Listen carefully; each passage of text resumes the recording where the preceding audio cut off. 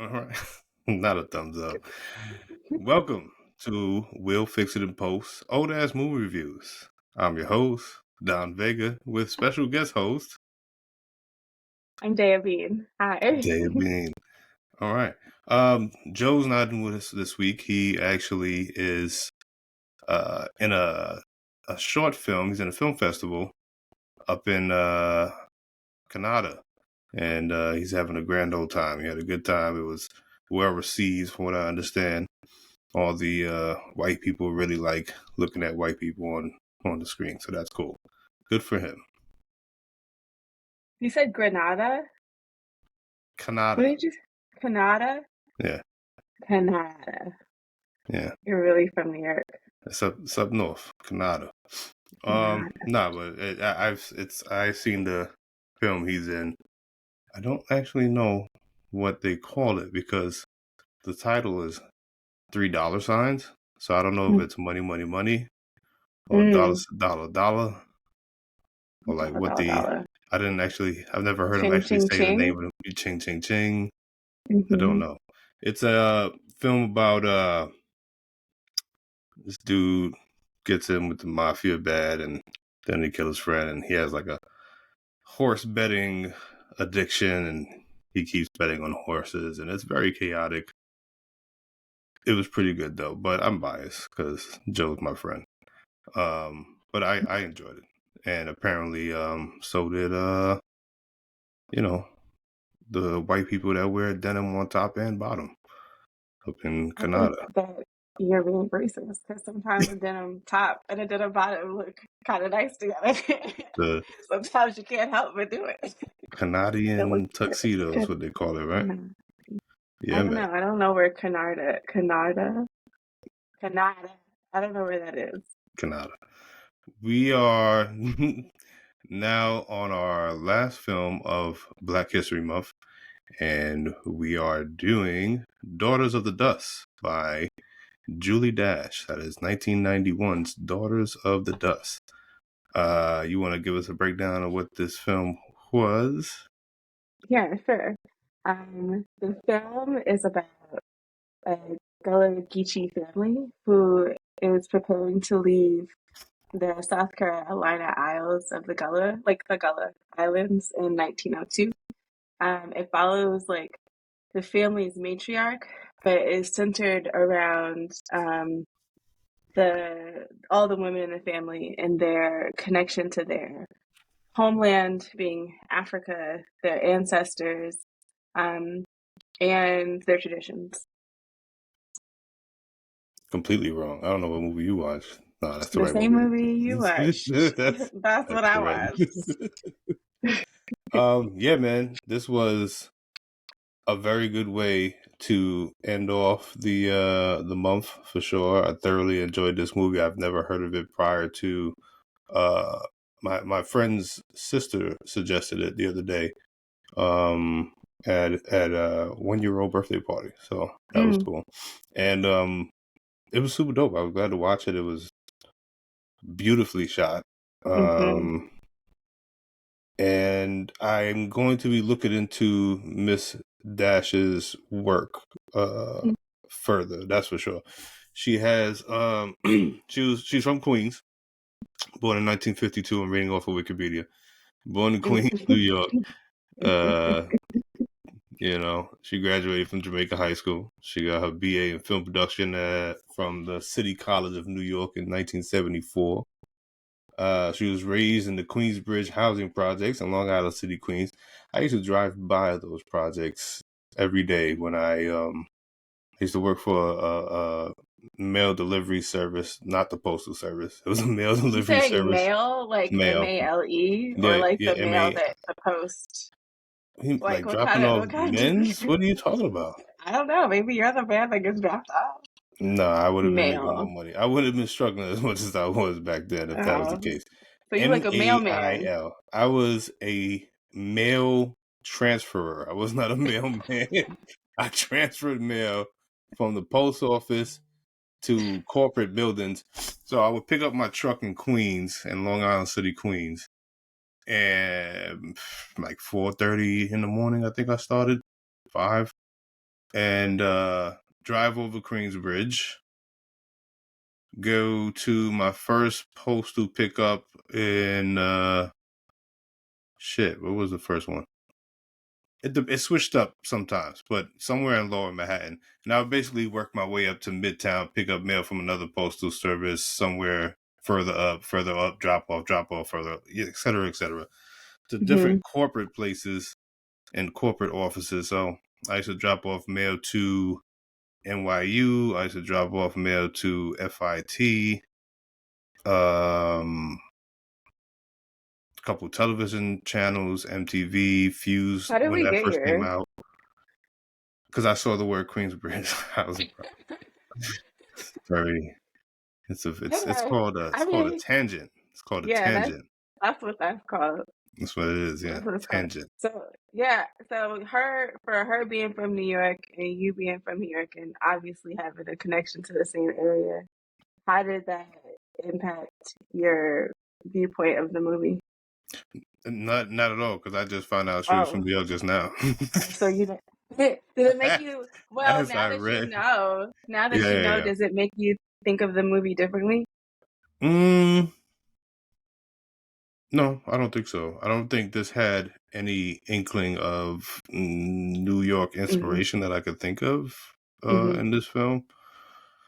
Um, Perhaps in the styling the cinematography, maybe. I could Mm-hmm. see some connections with the way it's shot versus the way some New York hip hop music videos were shot back in the 90s. Hmm. Certain filters and but like the slow motion scenes, stuff like that reminds me of like sometimes when they used to do the slow motion stuff and some of the and the dancing segments of hip hop music videos. But that could just be just because it was a popular thing to do at the time, not necessarily because she's from New York. I don't know. But Mm-hmm. yeah. I didn't think about how hip hop influenced the way that the movie was. Well, So, yeah, because I mean, I watched a lot of music videos growing up. My household was definitely an MTV household, and yeah. the box and stuff. So like certain like what's a really good, it's not a great example, but like how they do like the slow motion where like the screen is kind of blurry and the salt and pepper music videos when they're like doing the running man and shit like that, and it's like kind of slow or kind of like blurry and distorted. It's not like exactly Yeah. I kind of like think I've that. I think I've seen it in like R&B videos too. More in R&B videos too, for sure. Yeah, Yeah. like you can see a lot of R&B video influence in this film, maybe, possibly, potentially. Yeah. But apparently, she was very much into. She was influenced by avant-garde Latin American, African, and Russian cinema. Uh, Mm. During her film school. You know, That's and cool. yeah, man. So she's dope.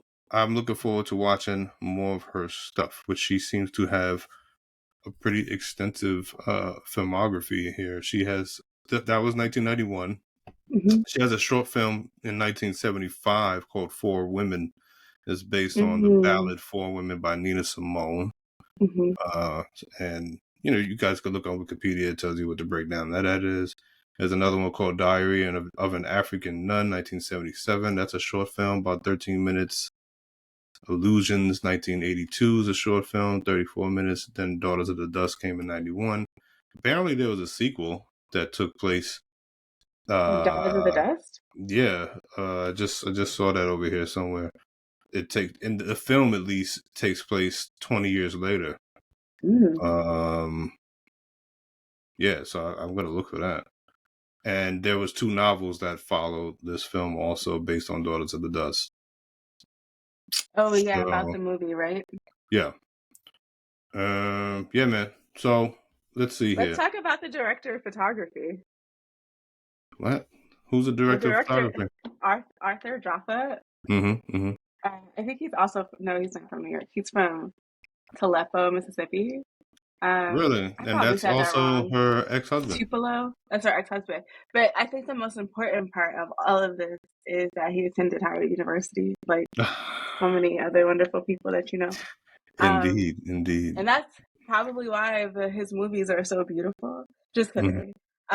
But you mentioned earlier about how beautifully the movie was shot, and it reminds me to think back to who the director of photography is for this movie. And his work has always been beautiful to me. He's a photographer. Um, I'm not going to read his bio, but if people are interested, his name is Arthur Jaffa, Jafa. But Fielder also is his last name. Also Joppa Fielder. oh, okay, but Wikipedia don't have that, so I'm you could actually on Google Wikipedia. Arthur Jaffa. That's what it Okay. got up top. That's what I'm Got it. talking about. I see it. Okay. I see what you mean. Do you Uh, see the picture of him? I like he his looks like sideways Spike Lee. braids. They look great. Yeah, he looks a little bit like Spike Lee. A little bit, yeah. But I think it's the glasses and maybe the eyes and skin tone, so just the whole thing. Um, He's got but he great does hair. look like him. He does. I like his hair.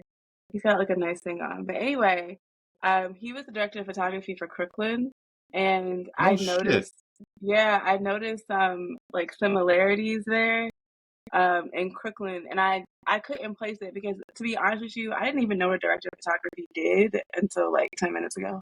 And Okay.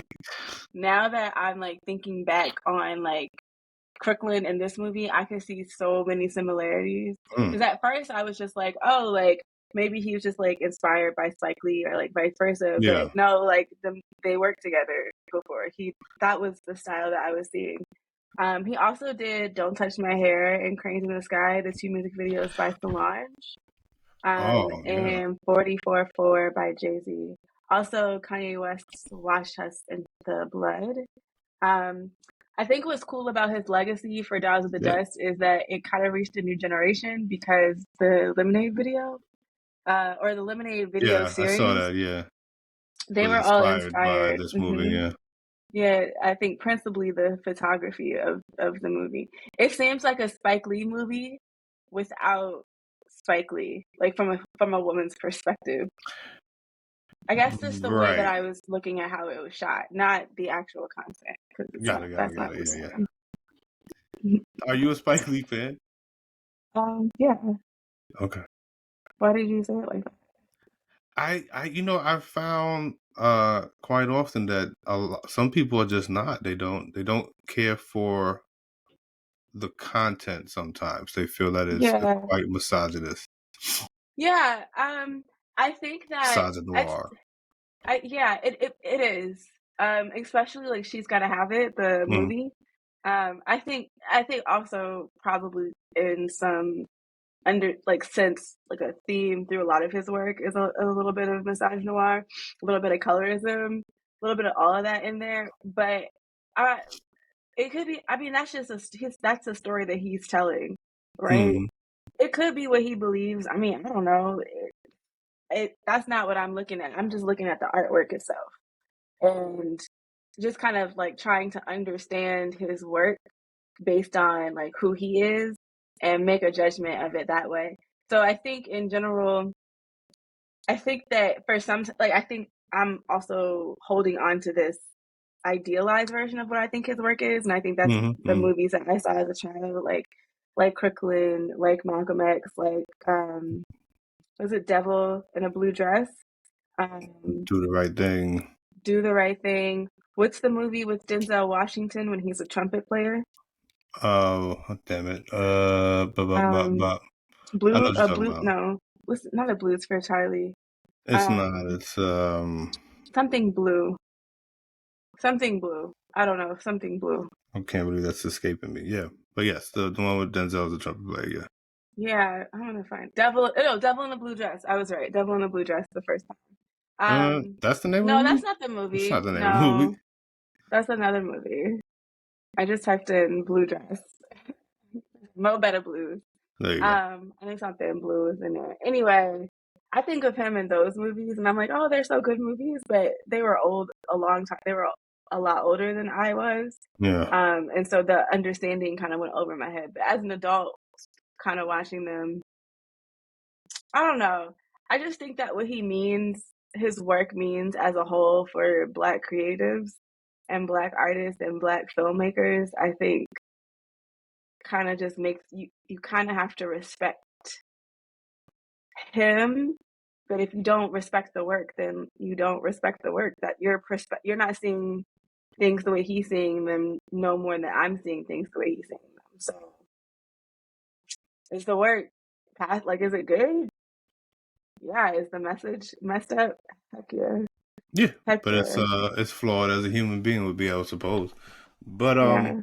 it wasn't until my adulthood where um I started hanging around like-minded individuals, artists and shit like that, people that watch Spike Lee movies, that I started hearing differing opinions Yeah. about his work other than high praise, which is, you know, pretty normal for most people mainstream, I suppose, that know the mainstream movies, right?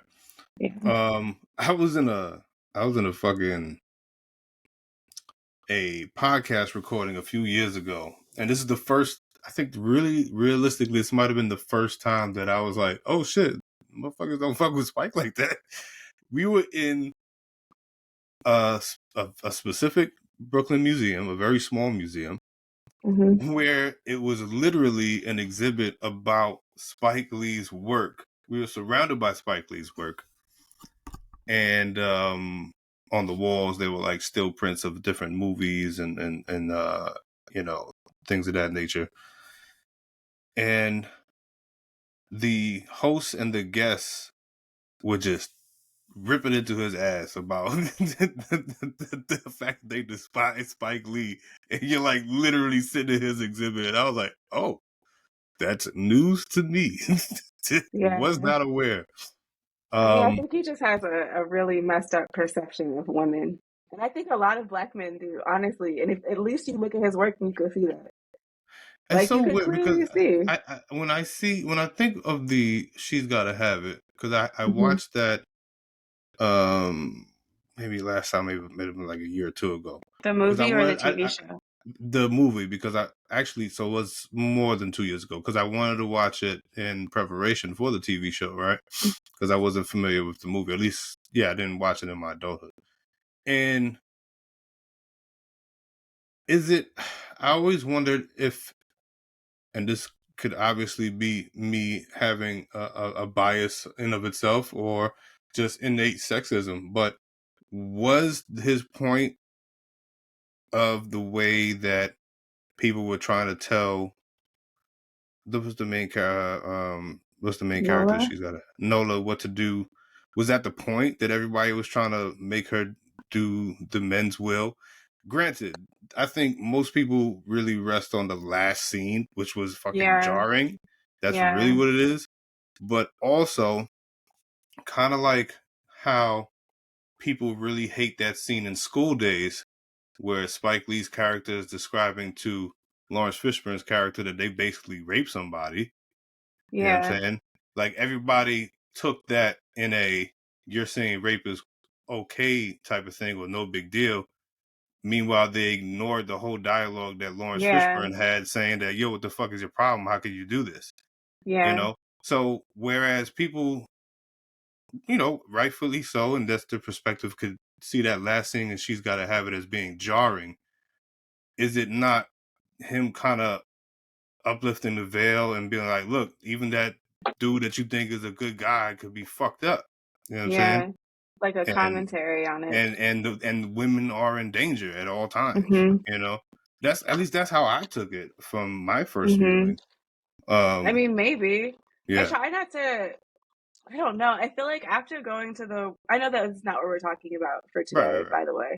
But I think after going to the works cited exhibit at the Brooklyn Museum, um, I think he has such a love and respect for his grandmother and his Right. mother that I I would I'm kind of confused, like how that matches up with his own misogyny. But I mean, just because you love your grandmother and you love your mother and you are close to the women in your life doesn't Yeah, mean you're necessarily not like always an asshole. But it kind of just adds to the like. Perhaps this is a greater conversation because all his movies are like that, right? They're all conversations about something. Yeah. So why can it too not be a conversation about gender and sex? Yeah. Like why does it only have to be a conversation when it's about Black issues, but when it becomes something about Black women, it's like, oh, this is misogynoir. Like it could also be like I don't know. I don't know what the heck we're trying to Yeah, do. that's what I'm saying. Like, well, it's all intertwined, right? And it all, Yeah. you can't have one without the other. You just can't. It's Yeah. you can't have any of that. It's all intertwined. It's all connected. What do you mean it's all intertwined? Um, the the films. Think about even with if you compare the way people view She's Gotta Have It versus the way people view Crooklyn. I Mm-hmm. don't think anybody would say there was any misogynoir in Crooklyn.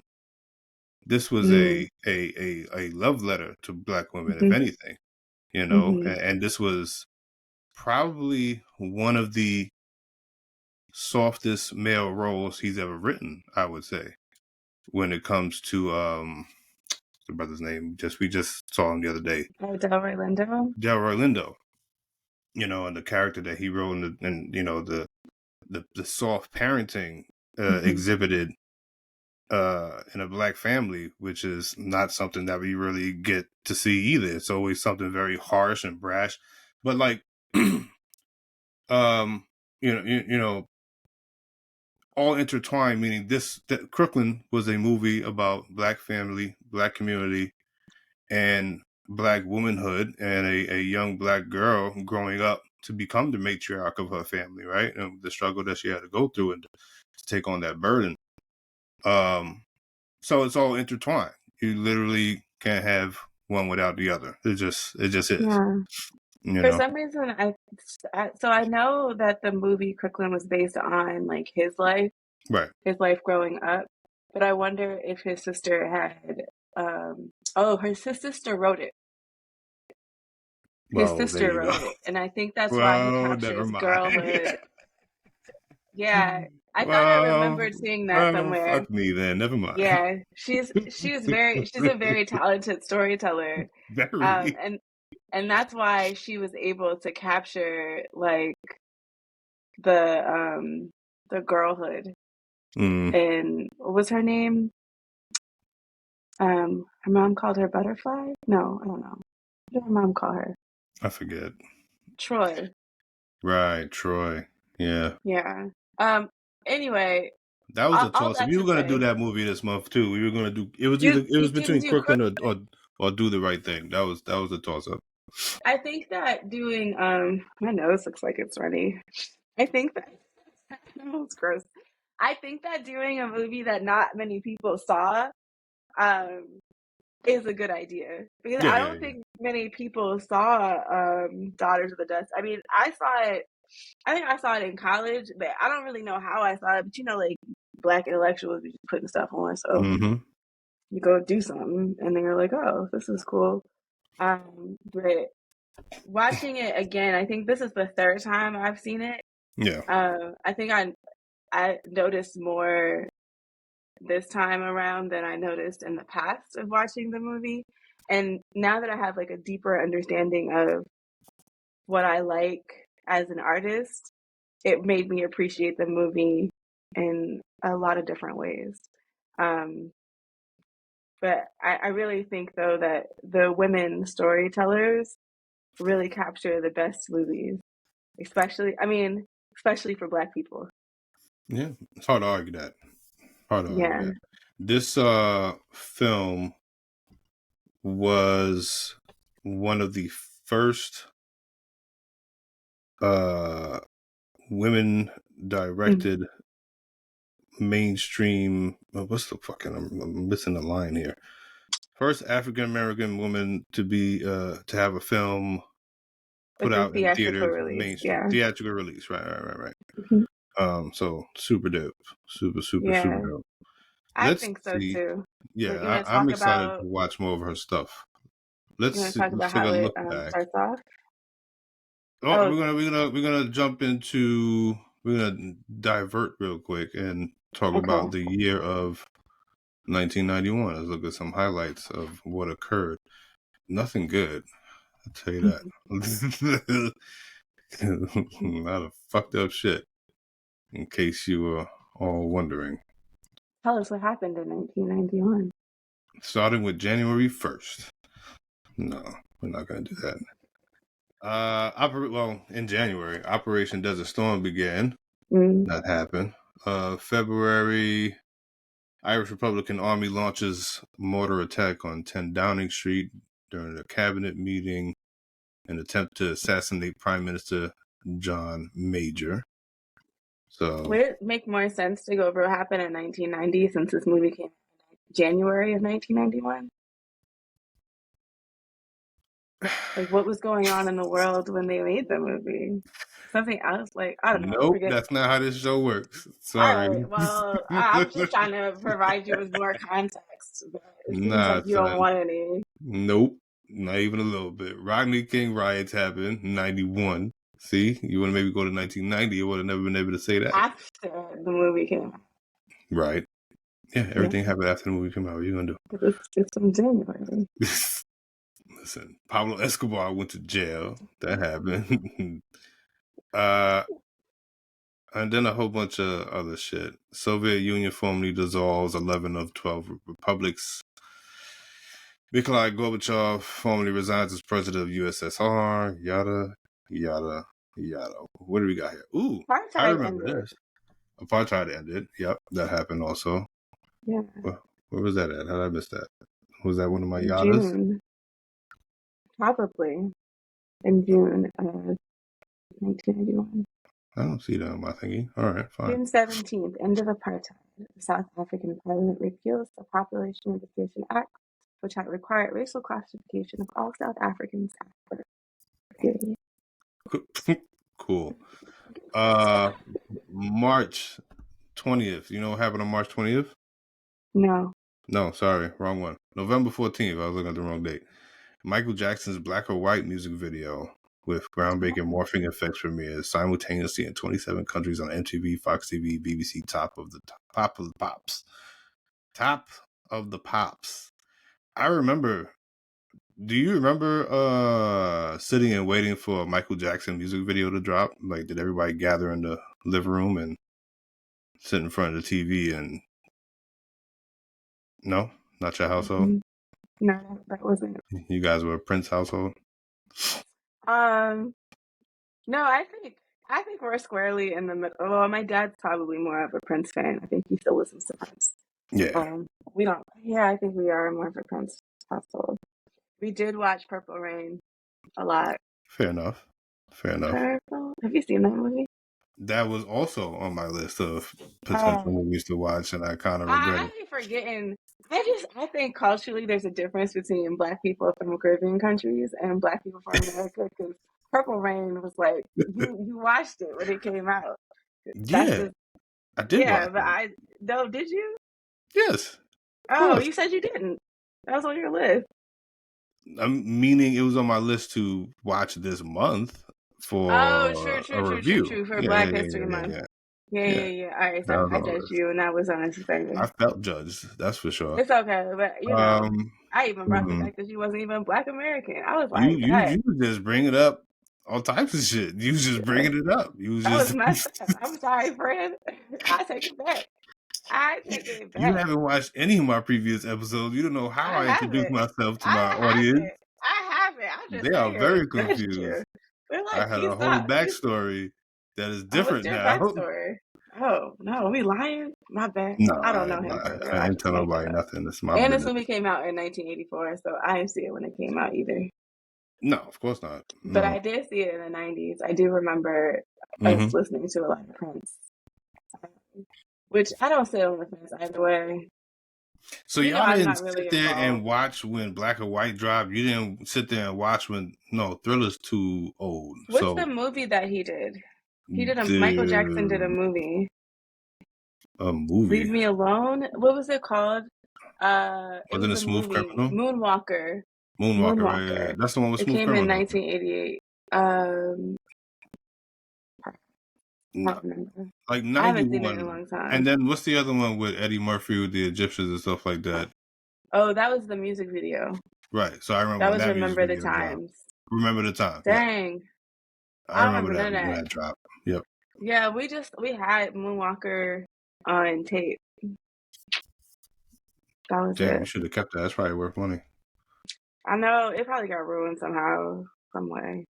I kind of want to start buying DVDs and stuff again though, because they're gonna start raising the streaming service prices. And I know Oh I yeah. sound like a conspiracy theorist, but I'm not gonna pay for it, so I'm just gonna buy my movies. I don't think that's a stretch. All right. Let's see. Um, this is some other part of the thing for whatever reason. You're not gonna guess it, but I say it anyway just because it's funny. Actors born in 1991. You want to take a guess Actors who? born in 1991. You're not gonna guess any of these people, so it's fine. Oh, And I don't even know if you know. Okay, Jamie Lynn Spears. She was born in 1991. oh, That's Britney Britney Spears' Spears' little sister. sister. Yeah. Uh-huh. Emma Roberts. I'm not quite sure who she Okay, is. White I know. lady. I think from Glee. I think Bonnie that's Wright. Also white lady. no, don't know who that is. Shailene Woodley. Name sounds familiar. White lady. No. Dylan O'Brien. White dude. And Anthony Ramos, who played Oh, Mars I know in that She's Gotta person. Have It. Yeah. All right. And he's in this movie called Dumb Money that was on Netflix. I didn't see that one yet. Yeah, Yeah, he's doing very well for himself. he really is. He's a friend of mine's cousin. I met him years ago. Nice kid. He's always a nice kid. Yeah, Yeah. yeah, he's very talented. He's also Hamilton. Completely forgot about that. He's in the Didn't watch Hamilton. it. Don't care. You didn't watch it? No, I don't care for that. I don't Oh, really give a shit about that. oh. Not even a little bit. Musicians born in Hamilton. 1991. Anne Marie. I don't know who that is. Presley? Is that Anne Marie Presley? Oh, I I don't don't know. know. Charlie Puth. I like Charlie Puth. I fuck with Charlie Puth. Mm-hmm. Louis Tomlinson. He's white. I'm assuming he does country. Anthony Ramos. Also, he's a musician. Didn't know that. I mean, he sings. Sure, I guess. Hamilton's. I Yeah, think he has an Hamilton. album. I'm pretty I think sure. I think he has an album that came out. Yeah. Ed Sheeran was born in 1991. Very cool. That's cool. And The Baby, 1991. Okay. Oh, the baby is from 1991. The Baby, The 1991. baby. Then there's some athletes, and I don't know who any of these people are. Okay, let's take a jump, and let's see where. I think. Where did this movie land? I don't think this movie landed on the list. Daughters of the Dust of movies, the domestic box office of 1991. There were on this list at least 200 movies that either came out that year or were still playing in theaters from 1990 into 91. Because they used to have a longer release back then. They'll let some shit sit in there for like a fucking 9 months if they wanted to. I don't see Daughters of the Dust, which means it probably didn't make a crazy amount of money, but it was popular still. It was anywho. Yeah. I don't Don't think see it. Wikipedia put it on there either now that I think about it. What would you guess if you were to guess? Let's think back to 1991. What would you guess would be the number one movie that was released in 1991? And subsequently, I will be reading the top 10 of 1991. Oh, we got a lot going on.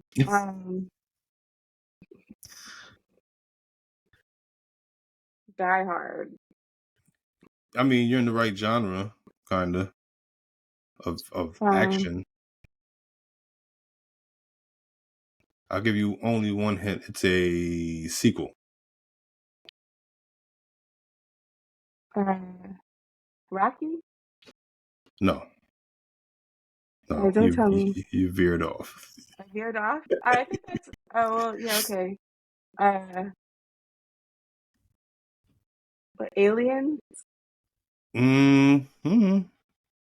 It's not humans. It's not humans. Getting there. You're getting there. It's aliens? No, it's not aliens, but it is not humans. It's an animal? No, it's not an animal.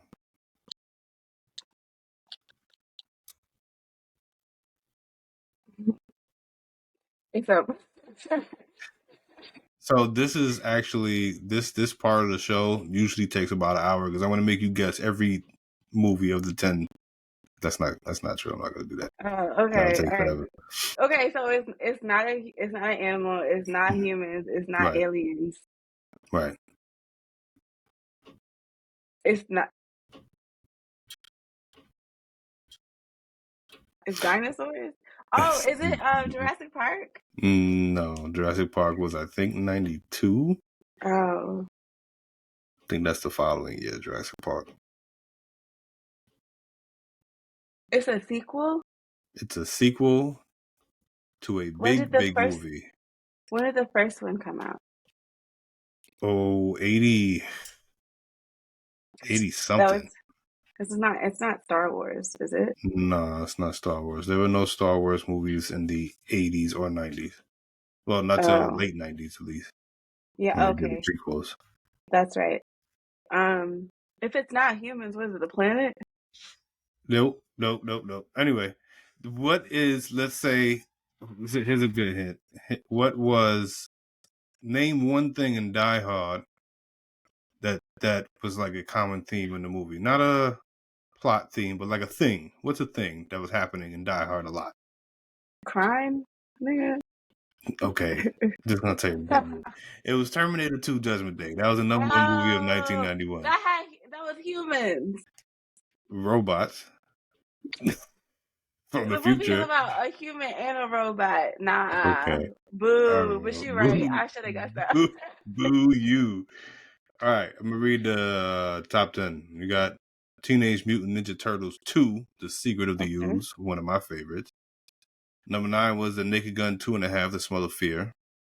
Number 8, The Addams Family, another one of my favorites. Number 6, Dances with Wolves, terrible. Number 5, City Slickers, that was pretty good.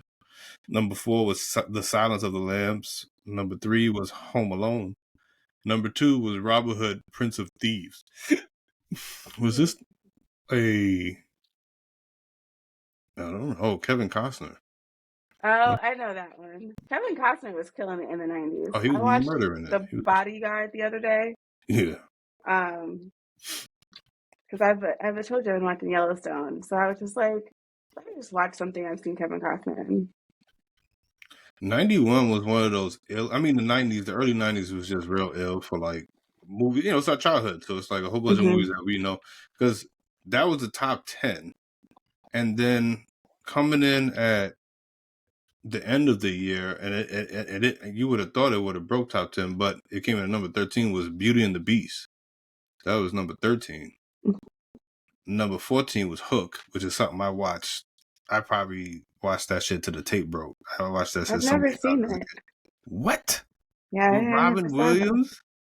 Never saw it. That's insane. It's an amazing movie. I didn't like movies with people when I was a child. I liked cartoons. Fair enough. That's fair. I probably just didn't find interest in it. And also, what came out in 1991 and didn't make as much money as you think it would be. I guess you can call it more of a cult classic. Well, it made a pretty good amount of money, considering how much it cost to make. Coming in at number 23, New Jack City. That came in at 23. That made $47 million. Whenever I see a black man with a turtleneck and a gold chain on the outside. What's another hood classic you think came out in 1991? Boys in the Hood. It is Boys in the Hood. One of the ones that you wanted to see. Yeah, I like that movie. You were advocating for Boys in the Hood. It's It such was Boys in a the Hood or Daughters in the Dust. Those were yeah, that's our what I was choices. saying. Yeah. Those were Boys, choices. daughters, it's people somewhere. It's black people somewhere in the dust in the hood. That was quite the Sophie's choice. I think that Boys in the Hood is such a good commentary on so many very different things. I believe you. I have a hard time It's relating to West Coast based film. I always have had a oh, hard time with it. I don't know why. I really? just Is do. it? Yeah, I don't like New Jack City. Yeah. I get it. I relate to it. I remember it. You know what I'm saying? I remember those people. Some of those people were in my family, both drug I dealers see. and crackheads. But like, I Yeah. don't remember Bloods that did drive-bys. I didn't have that in my family or in my, you know, upbringing. Not really. I mean, yes, I'd seen When we Bloods go that did. offline, I'll share some stories with you. Oh no, I just you don't. were a I don't gang think member. that. I don't think that I, in particular, try to find relation between the movies that I watch because I think if I do, I think it's actually depressing. So I just like watch it like having no association with the characters and just trying to understand the perspective of things. Mm-hmm. Um, and so I always feel like I'm observing something I don't have a reference for. So I don't think I get either one. I'm just watching it. But there are some experiences that I've had in my life where I'm like, or I've heard about in my life where I'm like, oh my goodness, this is a movie. Anywho, what's next that came out in 1991? Well, What this, I food mean, was this one, popular? what food? You know what? I did one time, but I What's guess the U.S. because it was, economy? yeah, I used to do that too, but I yawn when I start reading numbers, and it's not good for anybody. But Jungle Fever came out that year also, so that was another Spike Lee Yeah, joint. that's Wesley Snipes, right? Yep. Wednesday Snipes was also like Kevin Costner having a very good time in the 90s. Mm-hmm. Or, all right. Well, and then a whole bunch of other movies, you know. Toy Soldiers. You remember that one? Mm-hmm. That was pretty I cool. thought that movie was really advanced for the times, honestly. Extremely. Extremely. Yeah. Was it stop? It was stop motion, right? Just It was really the well whole done with movie? CGI. I think so. Stop motion and CGI. I think it was a mix. I think so. You ever seen Oscar with you just said his name from Rocky, Sylvester Stallone? No, I don't think so. It's a gangster that tries to go straight Oh, this is the wrong Toy comedy. Soldiers. The Oh, Toy Soldiers that you're thinking of the 2000s Toy Story. You're thinking of State Property. no, You're thinking what is of it Beanie called? Siegel and shit. Yeah, that's a different Toy Soldiers, definitely. No, it was called something else. There's a movie. There's a movie about toy soldiers. Like toys or like what? Yeah, it was toys. Yeah, and they come to life and they like attack Yeah, that's people. not the same movie. This Toy Soldiers is with like Lou Gossett in it, Lou Gossett Jr., Sean Astin. Like this is a different movie altogether. Oh, what you're looking This at? about some kids. Yeah, but I'm Oh, talking I don't about know the what you're movie looking about at. actual toys. Wait, so that Not wasn't 1991 that I'm misremembering that. The one with actual toys is yeah, later. That makes that sense then for one. the effects. The effects, that makes Small soldiers. They were called small soldiers. Probably because they couldn't do Oh, toy soldiers. That one came out in 1998. my bad. I was over here Oh laughing at no, you, no, no. I and was just I'm trying to wrong. figure out how it was stop motion, and then you're not wrong. The movie Toy Soldiers did come out in 1991. Yeah, but I was thinking about small soldiers the whole time. I mean, I think about small soldiers a lot actually. Every time I see a little Yeah. like a toy that tiger or something, I'll be like, that reminds me of Mhm. that movie. Stop motion is crazy. There is you don't watch horror film, right? No, I don't watch horror. Horror. There's a horror film coming out with stop motion involved with it. Like the actual premise is it's a woman in some apartment and she does stop motion, like really creepy, grotesque looking stop motion, and they like come to life, and the film is stop motion creatures and they kill it. The preview is like I'm like, oh, this shit looks fucked up. I'm gonna watch this. Of course you would. Yeah, You know who 'cause I creeps me love out? stop motion, and I like things that are like I don't like doing it, but I like watching Yeah, things that were meticulous to make. Like that's yeah, why I I love feel that. Star Wars. Like the original Star Wars was meticulous to fucking make. Yeah, yeah. Practical, practical effects and shit like that. You have you seen any of like Kara Walker's like films? No, I don't think I have. Um, she like I think I saw some of her work at the Whitney, maybe a month or so ago. Um, and the type of like film it's like I'll send it to you, but it's like you use like cutouts of like Oh, the silhouettes construction that she paper. does. Yeah, the silhouettes that she does. Yeah, Yeah. the way But it's she in an does it. animation form film. No, it's recorded. Like she's doing the movements Um, from like the cutouts. It's creepy. Like the her way it work, looks is her work is it's creepy a though, little and creepy. it's on purpose. It always has It been on is. purpose, But I but it is a mean, little slavery unnerving. and racism is actually really creepy. Like if you think about it, it's really creepy. Pretty Like you're creepy. Yeah. racist, you're creepy. That's It's weird. pretty creepy, yo. It's creepy. So I understand the creep, like how it's required. And when I Yeah. go see it, when I see it and I see white people interacting with it, I hope that they are uncomfortable No, because I don't think they are. your I don't think they know people. how to be. I think sometimes they be uncomfortable because you can see like, oh, like they'll just like want to get away from it. In general, I'm uncomfortable, but I'm gonna sit through it because I'm a G, and I Well, feel like I need to. But but it's two you different better types of stay here. uncomfortability, like you're saying. One is an embarrassment, right? And the other is Oh, almost a recollecting of uncomfortableness. You know what I'm saying? I Because see. genetically, we are feeling things that we don't like. It's like, Yes.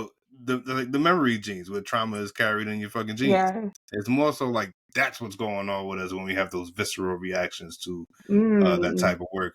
And I think the Yakubians are just like, ooh, emotions. I don't like it. Gotta go.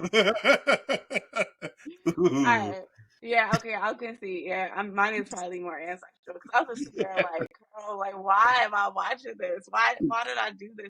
And I can't. I'm not a punk, so I'm gonna sit there and do the whole thing. But I'm so creeped out. You are from a specific place on the East Coast, right? I am. I am. You're from Bmore, I'm from Baltimore. Baltimore. I'm here now. I went to that, God bless them, and that godforsaken wax museum. That was one of the most Oh, uncomfortable places I have ever been in my life. I'm gonna tell you a story, That was right? unnerving. We drove up there, me, my wife Nikki, and one of my best friends or her boyfriend at the time.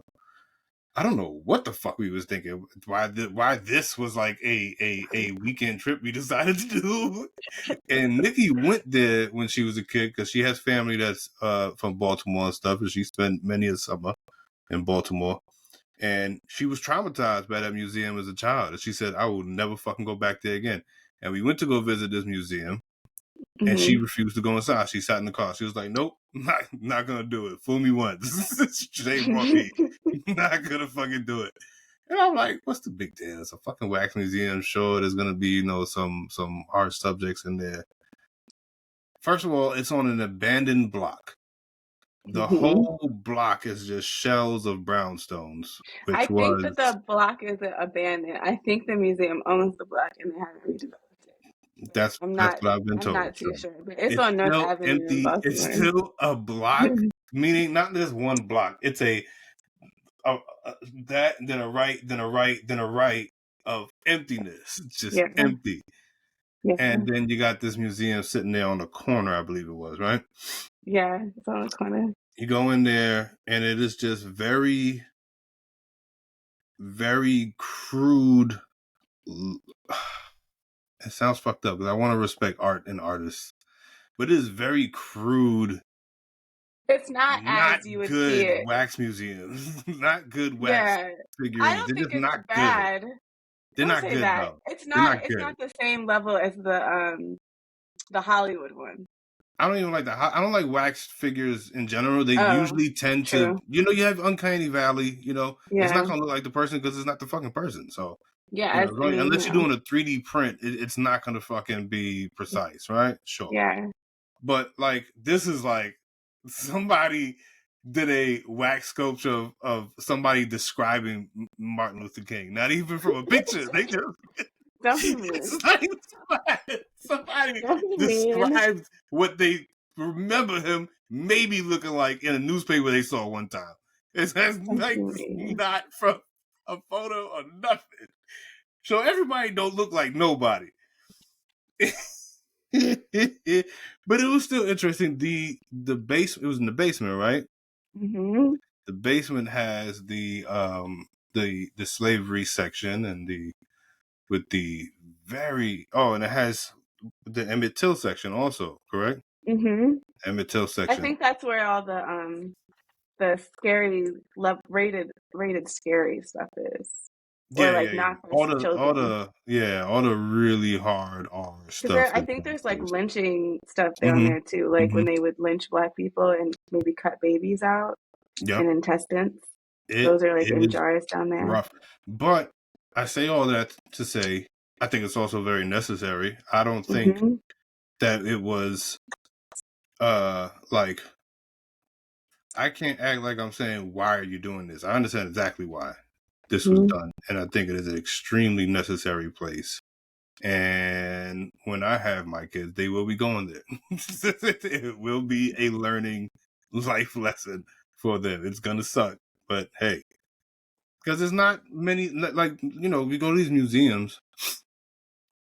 Even the Smithsonian that's there in D.C. now, the National African American History, NAAM National African American History Museum. Museum, right? NH Oh, Museum of History. NAHM. Is it Oh MH? yeah, Museum of History, right? Even that museum, it's not as graphic, nor would it be yeah. because they're talking about global tourism, right? But I don't think it's as heavy as it maybe is necessary. You know what I'm saying, to understand like the gravity of that history. Mm-hmm. There is no denying the gravity of that history in that Baltimore Wax Museum. They do not fuck around. They didn't hold back shit. You know what I'm saying? And I respect it. I It's a do. real Baltimore thing to do. Did you go into the slave ship part?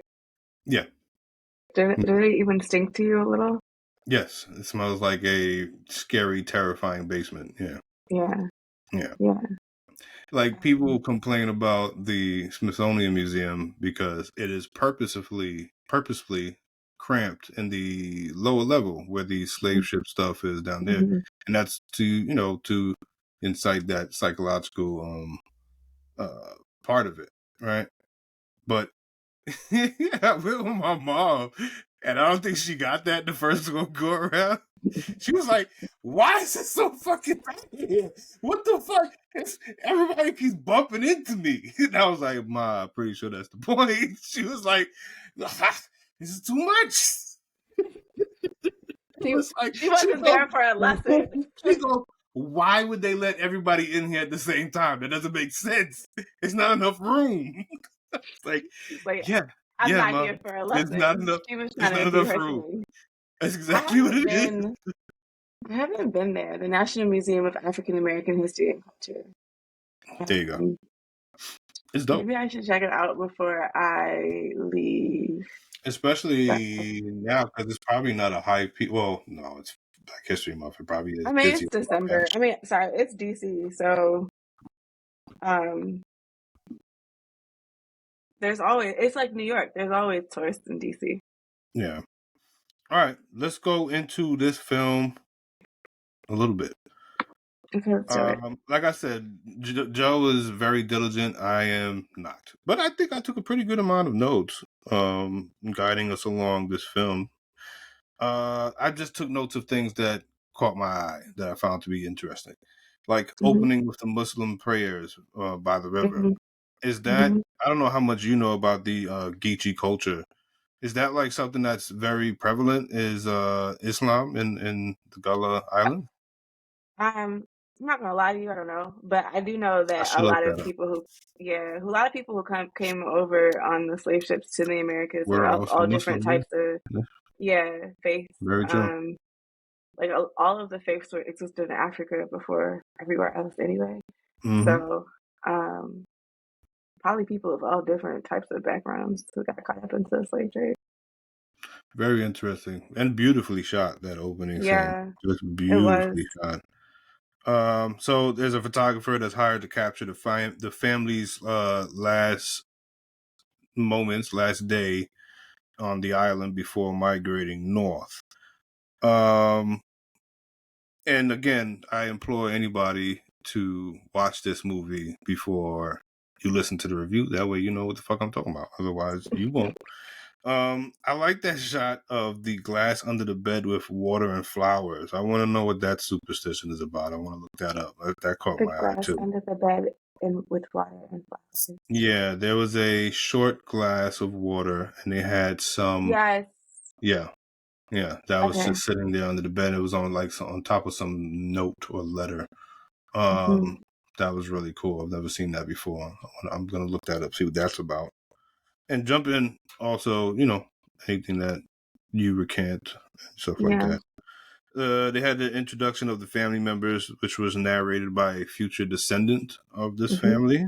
So not an actual character in the film, but I thought that was kind of interesting. I don't know if how often you see that little device used of a future Yeah. descendant. Um, then there was a letter being read by one of the young ladies who was Hmm. going to be migrating up north from her lover, which was a Cherokee man, and he was asking her not to leave and not to abandon her. He was the only person that wasn't of African descent in this film. Hmm. Maybe. He I don't just, know. I don't know. Maybe. Could be So what. it could be. All the fuck I know. Um, we get introduced to the character Eli, which is one of the great grandsons of Hmm. the elder matriarch of the film, who was one of the centerpieces of the film, if not the centerpiece, I would say. He's handing his grandmother tobacco at a grave site of his great grandfather, I believe. They're having a conversation, yada yada yada, and I think you skipped something. probably. Yes, because they're on the boat. Yellow Mary, Oh yeah, her that happened her too. Yes, her yes, yes, yes. cousin, and then Yellow Mary's lover. That is Yellow Mary's lover, right? That's what I was supposed to infer. I mean, that's what I got from it, but That's the I vibes don't I know. got. That's what I got. But then at But the they end of didn't it, it really didn't do seem. anything No, they to, didn't do nothing. It yeah, wasn't very queer forward at all. But it this is also wasn't. 1991, and if you harken back to when did it, because we were talking about this not too long ago, the color purple was that the 80s, right? The 80s Hmm. something color purple. That they took out a whole storyline of queer love in that film, also. You know what I'm All saying? right, because Cicely, Cis, what's her name? Celie Mm-hmm. and the singer kissed. Exactly.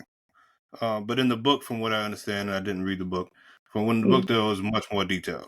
You know what I'm I'm saying? They had sure. like there was I like haven't a read whole it. storyline of their relationship. So I Cool. wouldn't be surprised that these are something in this time and in this era back then. You just kind of skimmed over it, and you just kind of like Yeah, inferred certain things, so as to not, I guess, turn too many people away. Maybe, I yeah. don't know. I think maybe people just thought it might take away from whatever message they were trying to get through back then. But I think that Um, it said the message though, what do you mean? because like you and I inferred that that was her lover, so it kind of they just never made it a thing. Yeah, like, but not even a close, not even an inkling of a thing. You know what I'm saying? Like, everybody was laying on top of everybody in this film, chilling and lounging and parlaying.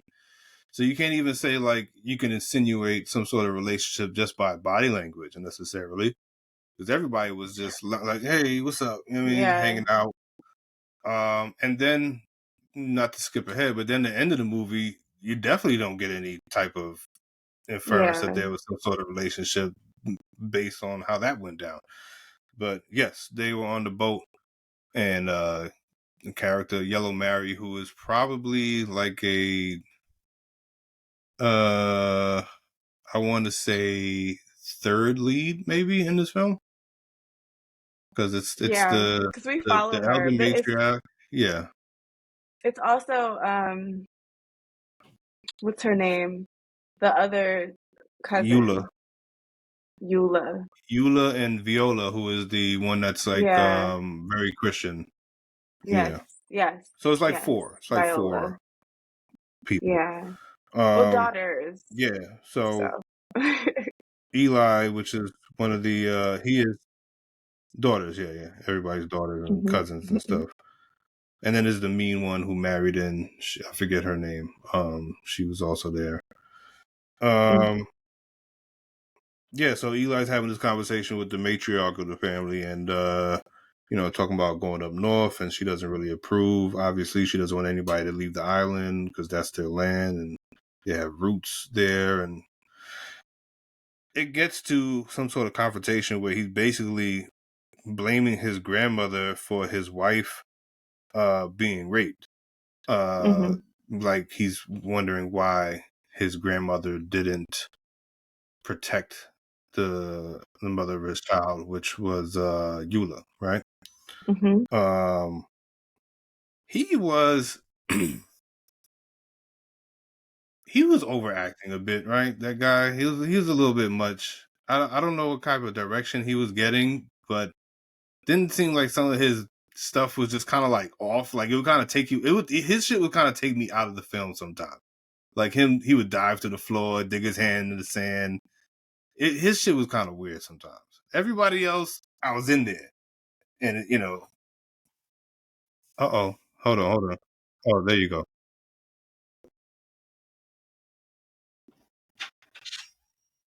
I can hear you now. Yeah, the video is kind of lagging.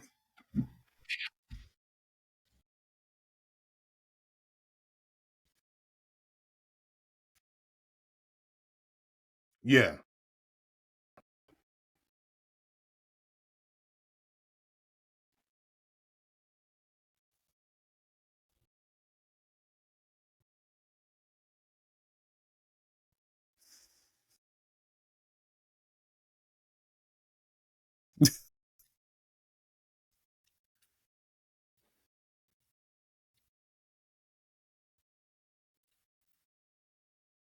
yeah. You're a little bit blurry, but I can hear you still. So I think you're good as far as audio.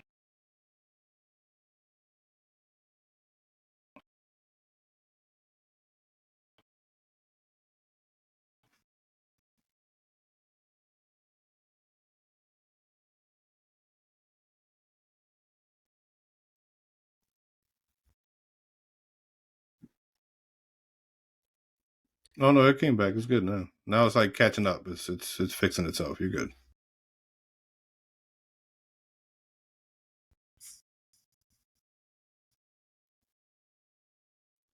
Just keep talking. I can hear you just fine. Just talk.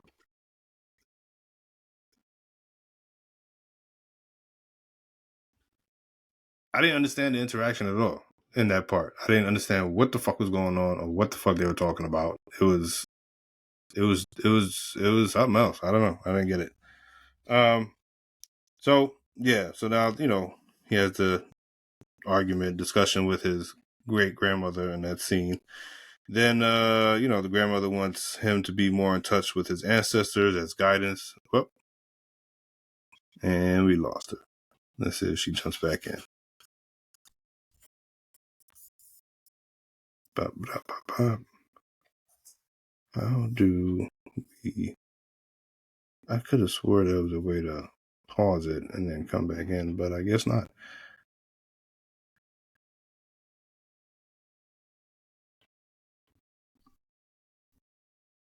Nope.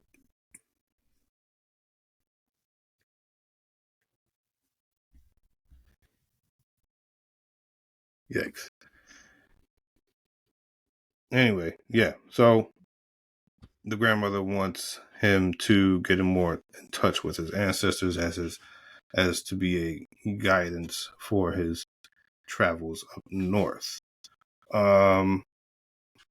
We now go to, she warns him that when he leaves his home, he's not going to be going to any land of milk and honey. Let's give it a little pause here. How do we do this? The whole funny thing about the show is it's called We'll Fix It in Post, and I don't do any post work. But now, being that this thing is going to be in 2 parts, I'm actually going to have to do some post work. You're gonna have to do some post work. Sorry, friend. Hey, it'd be like that. What are you gonna do? So we're still at the gravesite with Eli and his great grandmother, and she wants him to get more in touch with his ancestors, to be a guiding light, to be guidance for his journey up north. Mm-hmm. And she warns him that his home, when he leaves his home, he's not going to be going to any land of milk and honey, which is one of those classic sayings they say about America, right? Mm-hmm. Oh, just that's like a biblical term, also, isn't it? Man of a land of milk and honey. Mm-hmm. The promised land. Okay, so that makes more sense there, actually. Yeah. Then the next scene, Eli has some anger issues. He's like smacking a tree with glass bottles with a 2x4 and shit. Not really sure what was going on there. I think that's because he has. I think remember in the end when Hagar. I think that's the kind of meanish woman. She was like talking about what the bottles represent, and then the grandmother or the great grandmother, the grandest matriarch, was like those bottles symbolize like connection to your ancestors, remember who they are. And so I think he's smashing those bottles in that moment because the ancestors failed to protect his wife from being raped by a white man, and then she's pregnant. So now he's like, he's not sure if the baby is his or not, and there is no clarity. So I think he's like smashing those bottles out of anger for what they are meant to symbolize. What are your thoughts on that? There you go. Clear that up for me, because that went clear over my head in that first go around. I'll tell you right now. Yeah. I think I might have been also. I watched it after I came home from work, and I think I was in a little bit in a too comfortable position when I was watching it. So how you gonna do movie reviews if you ain't pay attention to the movie? See, the thing is, I do real movie reviews. You ain't never got a review from somebody that just like watched 65% of the movie, but they're gonna tell you what the movie was about. That's me. That's what I do. I fall asleep in movie theaters in real life. That's what I do. Okay, I mean, I'm very easily sleepy. We all got a job to do, I guess. Some people do it better than others. What are you gonna do? Eula. I went too far. Oh, it's a family day at the beach, right? Everybody's hanging out. Everybody's dressed nice. Yellow Mary arrives finally to the beach, to the family cookout, and everybody ain't fucking with Yellow Mary, specifically the mean lady who I don't remember her name. She was the one that Hagar, I think. Hagar? That's a hard name. It's a biblical name. Isn't it? It is. I forgot what it means. I'll be with you in a second. It's such a... So, I was listening to some of the narration... Or did I read it? I forget. One or the other. It might have been in the film. I feel like it was in the film, in the narration, where they said that, a lot of the names of the people on the island were names that slaves would have had, where it's like, I own her, I need her, or she belongs to, like, stuff like that. She's mine, or he's mine. So for there to be an intertwining of biblical names, I'm sure it's on purpose, obviously. Well, it's different families. So, like, those people married into that family. Yeah, that's true. And she's not with the old school stuff either. She's not with it at all. She's not. Right. Yeah. Hagar was Abraham's wife. in the Bible, by the way. Okay. Okay. Yeah, and then one of the cousins, one of the women there said, all that yellow wasted on Yellow Mary. Oh, Yeah. yeah. It's so interesting because Yellow Mary tells a story later in the to Iona Hmm. about how she was raped and how she Hmm. was forced and how her child died in the womb and she had to nurse some white Yep. people's child. And so her being wasted was because she had been raped. Hmm. Not horrible? Pretty rough, I would say so. This has a lot of uh I don't know how easy it would be for certain cultures to keep track of what's going on as far as dialogue is concerned, right? And Mm.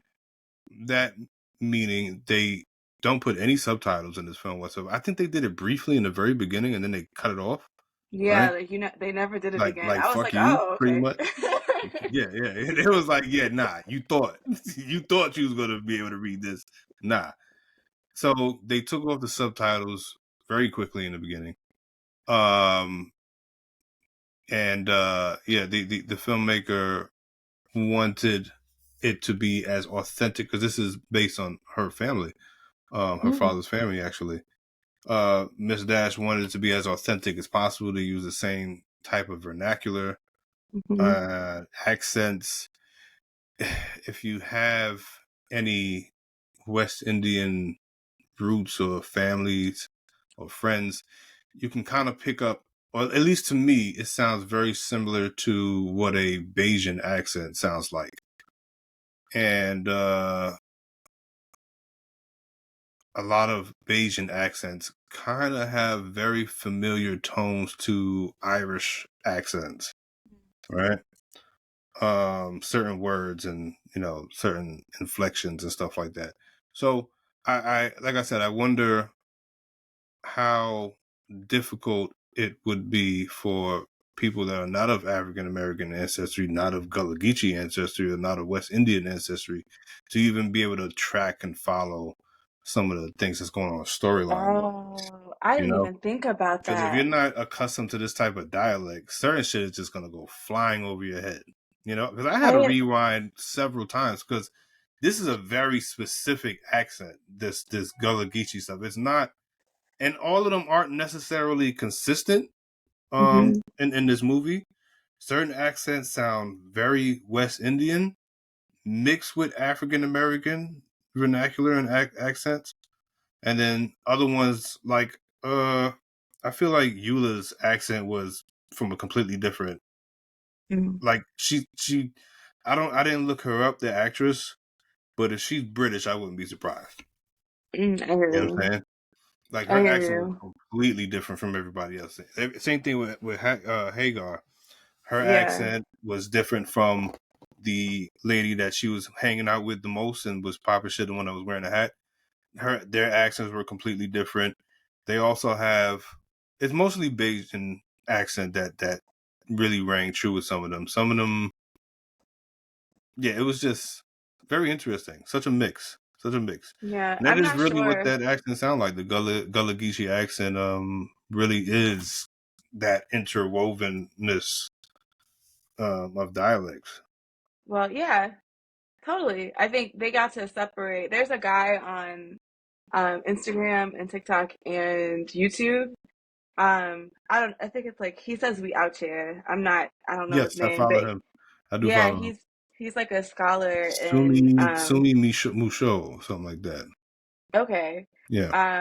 He's like a scholar in the Gullah Geechee He's a accent. linguistic Mm. professor. Hmm. Oh, okay. I just knew he was like a doctor, but I wasn't sure Yeah. in what capacity. And he talks about it a lot. I think it's very interesting because where my mother's side of the family is from South Carolina, and my father's side, so their plantation was there, and then my father's side is North Carolina and Tennessee, and then some other stuff. Um, it's really interesting because I didn't think about not being able to understand them Mm-hmm. because I could understand the words. Like I understand the words, and that, and I don't really speak AAVE like that. Mm-hmm. Um, or maybe I do, and I don't like catch on to it. I Mm-hmm. know in some of my like euphemisms or maybe my metaphors, I know that they are heavily influenced by like old black sayings. But I didn't even think about it in the movie. I was just like watching it and I was like, oh, they got accents. Um, I understood everything, but I do remember I think the subtitles were up to help me realize that I wouldn't be able to like hear it in the same way that I would hear like a Christopher Nolan movie. And then when they went away, it was like, oh, okay, I just gotta pay attention now. Yeah. Um, yeah, I didn't find it difficult at all. So I can't imagine. I didn't even think about it, to be honest. Yeah, I don't think a white person could sit through this. No. I don't think they could at all. I mean, many have done though. Yeah, yeah, At yeah. Sundance. It's a seminal movie. People love it. It's in the Library of Congress. Yeah. I So mean, many have done. So I mean, it's surprising, but I guess maybe they had little subtitles up there or something. It's on Tubi. You could put the subtitles on if that's you why I use watched it that. on. I saw it I on bet you Tubi. did. I I bet saw it you on did. Tubi, but I Because I do refuse to put the too. subtitles on. This is the first movie I've ever watched on Tubi. Actually, Really? yeah, I never Yeah, used it. I had to download it for this. Yeah, it's pretty good. I didn't mind it. I don't mind Tubi. I think I'm gonna look into it more. I know they got a whole bunch of other crazy shit on there, but Yeah, I feel like people was mad because they do black movies, but I don't think that's true, right? Or is that something else? There's another app that's like heavily targeted towards black people. No, I I think think this Tubi one. is pretty heavily targeted towards black people. Yeah, They it's they owned gave by Fox Corporation. ooh, I don't like that. Yeah. It seems insidious now. Don't like that. Yeah. Yeah. So Yellow Mary shows up on the beach and stuff, and I was like, damn, they really dissing her. Like they keep calling her heifer like over and over again. This fucking heifer. They can't stand this lady. They're suspicious of her return. They don't know why she showed up all of a sudden. Mhm. We get to a little scene where Eula and Eli are having a conversation, and Mhm. Eula didn't tell Eli who raped her. Mhm. He knows she was raped, but she won't tell him who. Mhm. Um, so maybe this is another part that I missed. You said that she was raped by a white man. That was explicitly said at some point. I think it was implied that he was a white man. Was it? Because I, Yeah. I I took it as maybe it was one of the cousins or somebody, one of the other dudes on the island. Nah, I took it as it was a white man. Okay. Yeah, it But wasn't like clear cut, so it wasn't. no, No, I yeah. don't think so. Maybe if I watched it again, I'd be able to point it out clear cut. But my understanding of it when I watched the movie, it was a white man, and then when I read the Wikipedia page after I watched the movie, it said a white man. So I was Okay. like, I don't remember where I heard it was a white man. I just knew it was a white man. But also, I think at that time it was not uncommon. It was like 1902 Yeah. when the movie was supposed to have Bean.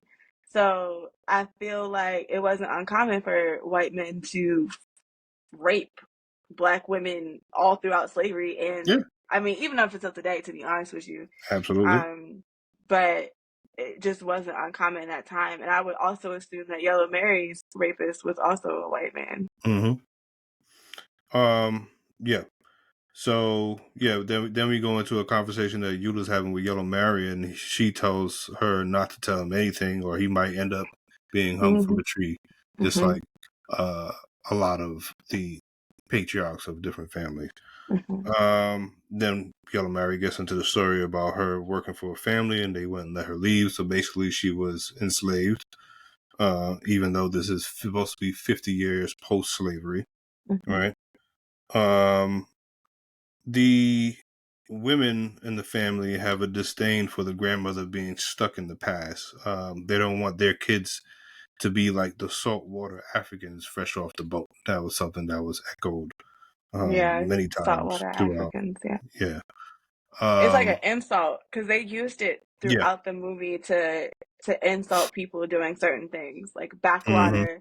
Like I'll say, I think Hmm. we'll say like backwater or something like that, but they used it to if you were doing something that I guess what they felt wasn't mainlandy, they call you a saltwater African or a backwater Negro. Um, Exactly. yeah. Um, yeah, they had a lot of that throughout the film. They had a shot of the men playing Mancala on the beach. That was Hmm. cool. You know how to play Mancala? No, I don't know how to do that. I know how to play spades, so. Yeah, really, I don't know if you know how to do that either, but Oh no, I can shoot plenty of times. Let's not turn this I let's don't not try to recall. start this. I do. I do. I don't recall, man. I do. It's They okay. had Revisionist history. then we get to the I show scene with her ass the later. we get to the scene where we saw the two cousins tussling. And I was like, this shit is confusing. I don't understand what's happening. I That's didn't get like that. another reason. Like I said, the white man raping Eula, clearly something that zoomed by me, context wise. But I felt like there was a reason why they kept showing that guy every once in a while, right? That particular cousin, he was kind of in a couple different scenes, and then they had that Mhm. weird tussling scene, and I was like, oh, maybe that's them, Yeah. having some sort of issue because it might be he who, you know, Yeah. I thought that initially too. Because I was like, is it really a who white was that guy? in the sex scene in the beginning? Then there was a sex scene in the beginning of this film. Yeah, it was newlyweds. It was the woman, she was beautiful. She had like the twist at the top of her hair and she was like bald in Yes, yes, the yes, the, yes, yes. That the was her. fade You're in the right. back. That was Yeah, her and she was her gorgeous. husband. Yeah, Yeah. I mean, honestly, the shades of black in this movie were it's just beautiful. yeah. Like I think that India Arie says it in a song. She was like, maybe your people are from um the Gullah Islands. And I was like, yeah, that black is beautiful. Like that sun Mm-hmm. hit them different in South Carolina. And I mean also they're pure, I wouldn't say pure, but more African than a lot of black Americans to Yeah, begin with. yeah. Much Um less far removed. yeah. So, blah, blah, blah, yeah, weird cousins tussling and weird hand gesture games. And they had that also in a different scene where the photographer was fixing his equipment, and in the Hmm. background they showed two guys doing like these hand gesture games and crossing their hands across the sand. It was kind of reminiscent in the way they were kind of dancing back and forth of like capoeira, Hmm. the Brazilian dance martial arts. So like you brought that up earlier, it kind of resembles something like that, right? Hmm. Without the kicking, they didn't really do much kicking. And then I guess I don't know why at this point I was like, who the fuck is this lady in the yellow dress? She hasn't said a word. She just be there. The one that came with Yellow Mary. Like she's Yeah. just not gonna say she's just chilling. She just came to chill. All right. Then we have a scene where Eula recalls the story of Ebo landing, Hmm. which is a story I've heard many times. There's different versions of the story, but it all pretty much centers around they walk back to Africa on the water. You know, um, Oh yeah, true. That's what everybody was saying that happened to them, right? yeah. Okay, yeah. I was like, did they? Did they make it? Well, the truth of the matter is, it was a mass suicide, right? That's Yeah, the truth of the matter, yeah. right? The mythology, the folklore is, like I said, it goes two different. I've heard a couple different versions. It's a super interesting fucking story, beautiful story. There's this version where they walk back to Africa on the water, and then Mm-hmm. you have those interesting parallels with Jesus, right? Mm-hmm. Then you have also that they flew, that they Mm-hmm. The got into people who the could water, fly. sank in there, and then they just started flying out the water. These are Mm-hmm. the Igbo people that could fly, right? Um, so just a fucking interesting, and like I've seen, you've seen different paintings and different art based on this mythology and this folklore that is just mesmerizing. Yeah, Paul Lawrence Dunbar did something. I think it was the cover of a book called "The People Who Could Fly." Mm-hmm, I think mm-hmm, he mm-hmm, did. I think he did a painting about Igbo landing. mm-hmm. Um, which unfortunately I mean, they weren't flying. They're real people. They all died. 13 bodies of drowned enslaved people were recovered, and 3 white overseers drowned. But actual numbers of deaths are uncertain. But then there's also the stories that came after that where people would see flying people leaving this water like annually, somewhere around the same time that the incident happened. There would be visions of these things occurring. So there's so many different entrails of this story, you know. That's super interesting. Um, so also this beach party happens to be a baby shower because Eula is pregnant also, right? So this is like the celebration of the baby and yada Let's yada. talk about the food. The food made me hungry. I was interested. I was into it. There I wasn't a lot was of so seasoning going into it. on. There wasn't a lot of seasoning, but I was into it. Yeah, do they? I don't think they showed the seasoning. Let's just assume the seasoning was there, just wasn't Sure. shown. You had Because crab, you had prawns, you had eggs, you had tomatoes, you had cabbage, you had okra, you had okra, chicken. they made like a gumbo Um, yep. Yeah, they had a with gumbo. rice. It was they had rice. Yep. It was washing It's rice gumbo and and rice. That's chicken. how black people eat it. I think, Yep. what is it? Black people call it gumbo. Uh, Black Americans call it gumbo. Africans call it something else. People from the Caribbean call it another, like different Caribbean islands call it another thing. It's such a amazing thing that African culture has withstood so much degradation that even in America we could find ways to create African delicacies with what we Hmm. had. And it goes back very far, obviously, like you said, over to Africa, but the influence stretches to when Spain was conquered by the Moors, and that's where you get Mm, paellas from. You know what I'm saying? mm-hmm, It's a gumbo. It's a mm-hmm, drier gumbo, but it's a gumbo mm-hmm. nonetheless. It has seafood in there and a whole bunch of other ingredients and stuff, I didn't think about sausages and that. the yada yada. You know what I'm saying? Yeah. You ever think about Spaniard, Spanish music, specifically flamenco music? You ever listen to flamenco music? Maybe I've heard it. I'm gonna send you. It's modern. It's not nothing. It's a. There's an African woman named Mm-hmm. Bokia. She's phenomenal. Her voice is phenomenal. She's a Spanish flamenco singer. Flamenco. But I say that to say, much like if you listen to classic flamenco music and you listen to Muslim morning prayers, they sound Mm, exactly the same. They sound mm, exactly the same. The inflections, the notes that are carried, it's very clear that that music was originated by Moors, by mm-hmm. Muslim Moors. You know, um, You can it's even super see it in Spanish. Like mhm, Spanish itself has, I mean, I think there's a lot of a words in bunch of Spanish and Arabic words. Arabic that are the Yeah, same. yeah. So, So I pretty mean, the cool shit. Moors did that. Indeed, indeed, They they did did. that. Um, we get a scene of Yellow Mary talking to Eula again, right? And Hmm. she's this time. It's the three of them: Yellow Mary, Eula, and the young lady in the yellow dress. Which is funny because, and not to cut myself off, but in the beginning of the movie, when they're on the riverboat and they say, "This is my cousin Yellow Mary," you automatically assume it's the one that's in the It's yellow the dress other and one. the Yeah, one that is clearly high yellow, but it's not. And I was like, "Oh, that's it's funny as not. shit." That was very funny. She's lighter. So I will say, I had a friend in college. She was from a certain part of Georgia, and I think Hmm. she was, I would say, might even a touch darker than me. Yeah. Um, she said that her family members called her like light skinned or yellow. So I think in some places in the deep South, black people be real black, and those of Yeah, us I guess.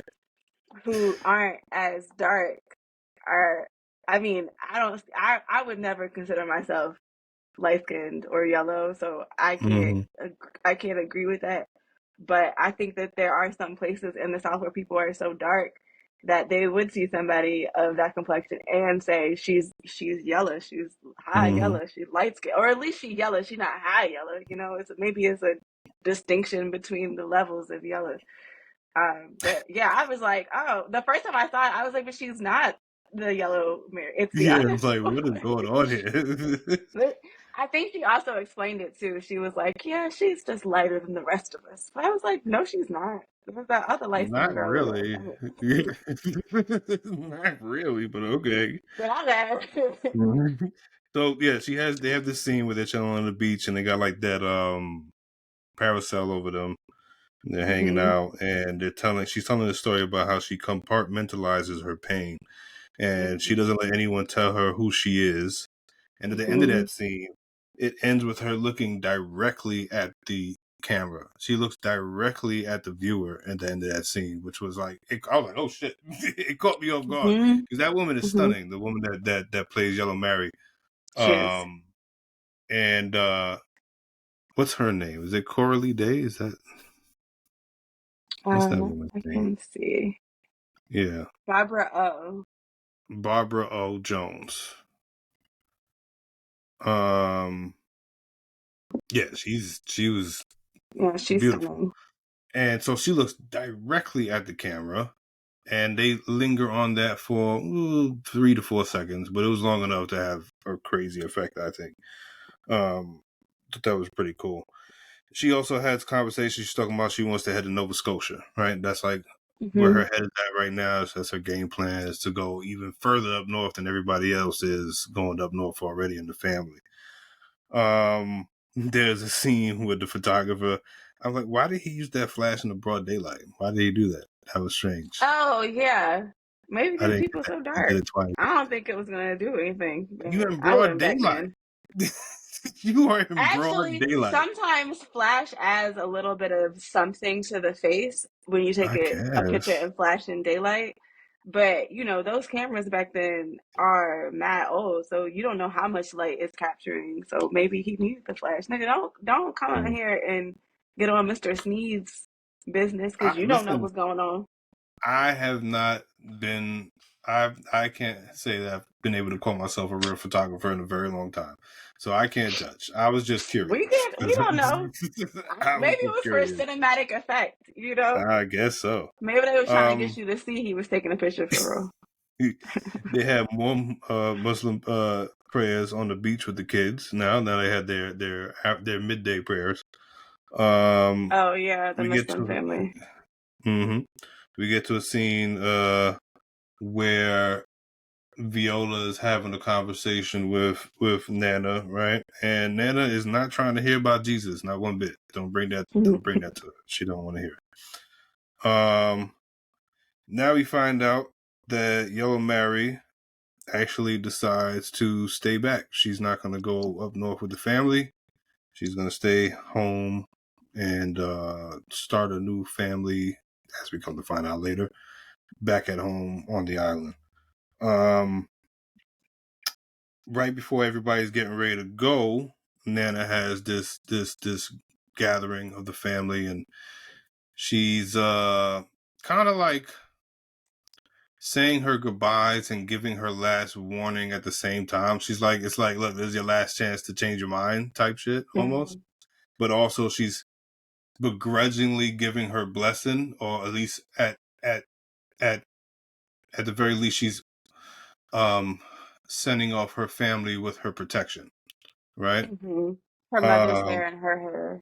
her mother's hair and her hair in the tin can, so that they're always intertwined and attached to home. She takes some roots Mhm. and she ties it around a Bible, right? Mhm. And she tells people, I think it's some roots and some other things. She wrapped some Mhm. string around it to a Bible. And again, the parallels to Christianity is so interesting, and just the uh, Abrahamic religions in itself, right? Where she goes, this is my body, this is my hand, the items that she has attached to this Bible. Kiss this hand, kiss my body, and you're taking the blessings with you to wherever you go, and protection with you wherever you go. Yada yada. Viola loses it. She's like, oh shit, this is she's Yeah. saying, That's sacrilegious. sacrilegious, and she's Yeah. praying for mercy and stuff like that. This is not her cup of tea.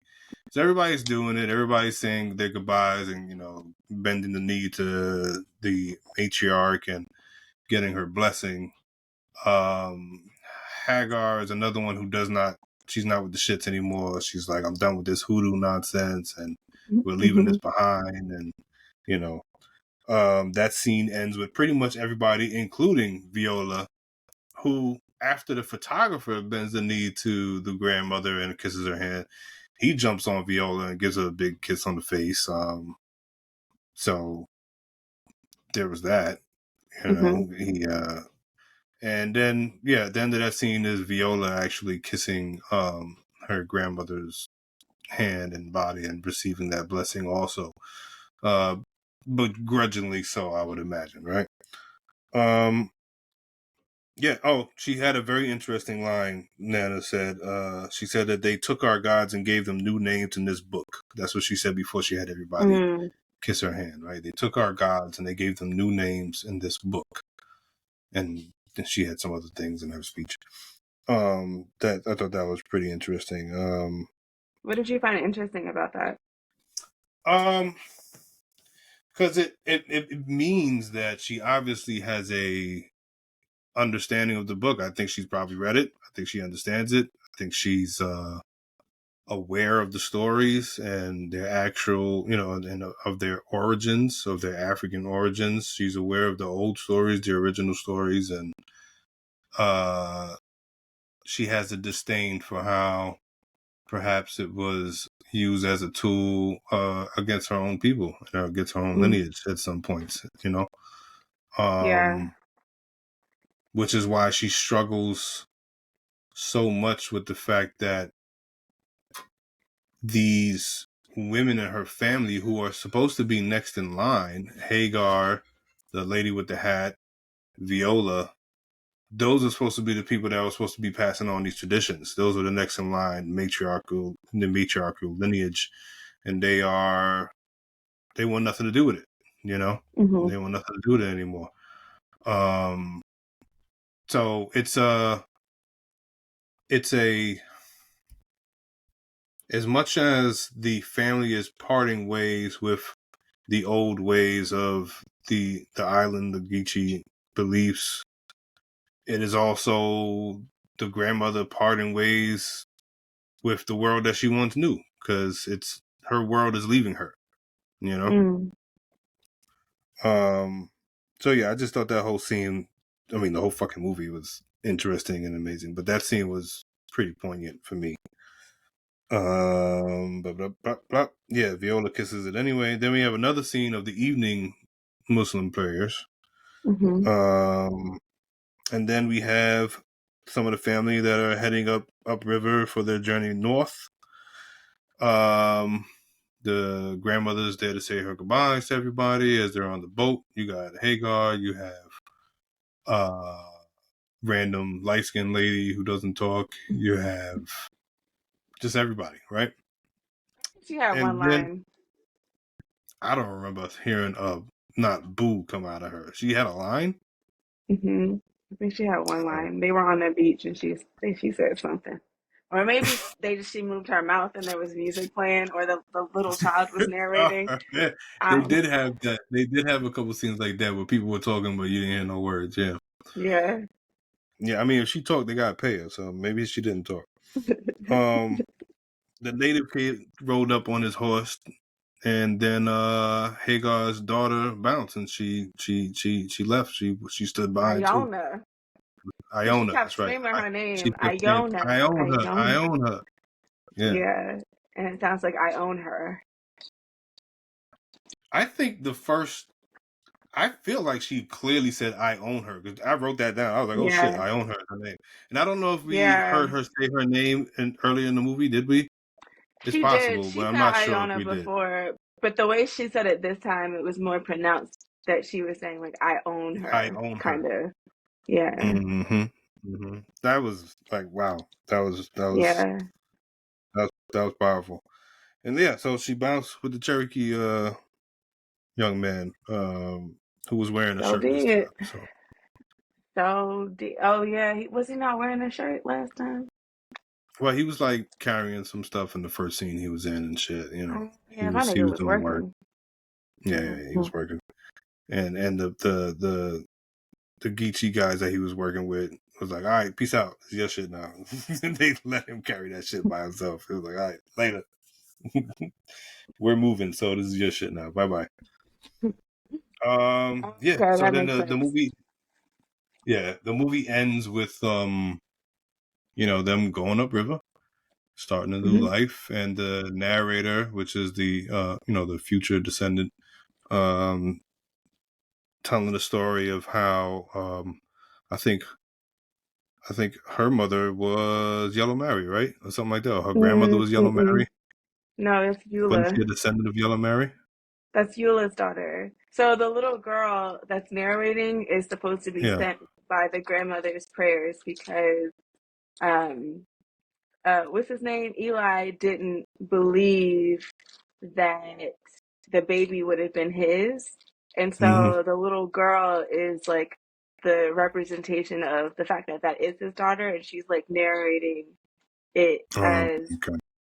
as in existence in the past before her birth and after like her existence. So she's a representation of being the descendant of Eula and Eli and Yeah. carrying on the tradition of the grandmother.